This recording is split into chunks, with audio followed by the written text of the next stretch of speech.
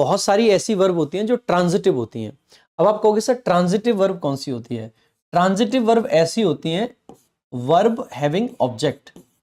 सो verbs having objects. सो ऐसी verb जिनके साथ में ऑब्जेक्ट आते हैं उनको हम बेसिकली क्या बोल देते हैं? Verbs having object. इनको बेसिकली हम क्या बोल देते हैं? ट्रांजिटिव बोल देते हैं। अब ध्यान रखना है कि जब ट्रांजिटिव वर्ब आती है तो इनके साथ में प्रेपोजिशन का प्रयोग नहीं करते हैं।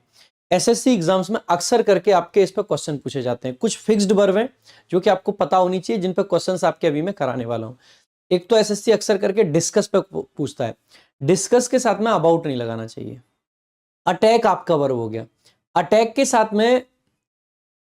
साथ में जब अटैक का मीनिंग मतलब अटैक जब एक वर्ब है, सो दे अटैक्ड ऑन मी गलत हो जाएगा, दे अटैक्ड मी सही हो जाएगा। ठीक है, so it was an attack on something कह सकते हैं, कोई दिक्कत नहीं है।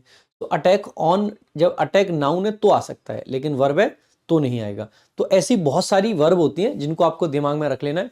रिजेंबल के साथ में टू नहीं आता है, ध्यान रखेंगे। रिजेंबल के साथ में डायरेक्ट ऑब्जेक्ट आता है। तो एक बार क्वेश्चंस देख लेते हैं, फिर देखेंगे आगे। So it is difficult to make that they are twins because they do not resemble to each other. जैसे ही देखोगे इट सेंटेंस का सब्जेक्ट है, इज आपका वर्ब है, डिफिकल्ट आपका एडजेक्टिव है। इट इज डिफिकल्ट, यह डिफिकल्ट है। क्या डिफिकल्ट है ये? इट आया किसके लिए? तो आप कहोगे सर ये इस इन्फिनेटिव के लिए आया है।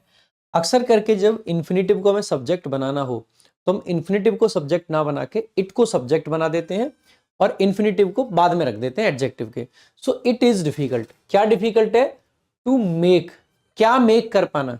क्या मेक कर पाना? दैट के दे आर ट्विंस। क्योंकि सेंटेंस किस में चल रहा है? प्रेजेंट में। प्रेजेंट में चल रहा है तो आपका यहां भी प्रेजेंट में सही है। दैट कंजंक्शन आ गया है तो नई क्लॉज आ जाएगी। दे सब्जेक्ट है, आर आपकी वर्ब है। वो क्या है? ट्विंस है। ट्विंस यानी कि जुड़वा। ठीक है, आगे बिकॉज। ऐसा क्यों मुश्किल है? ये समझ पाना क्यों मुश्किल है। सो बिकॉज कंजंक्शन आ गया, दे आपका सब्जेक्ट आ गया, डू आपका हेल्पिंग वर्ब आ गया, not adverb of negation, resemble आपकी मेन वर्ब है। डू के बाद में V1 आता है, कोई दिक्कत है? यहां तक कोई दिक्कत नहीं है। लेकिन जैसे ही देखा ना रिजेंबल के साथ में टू आ गया, भाई रिजेंबल के साथ में कोई भी प्रपोजिशन नहीं आता, रिजेंबल ईच अदर आपका करेक्ट आंसर होगा।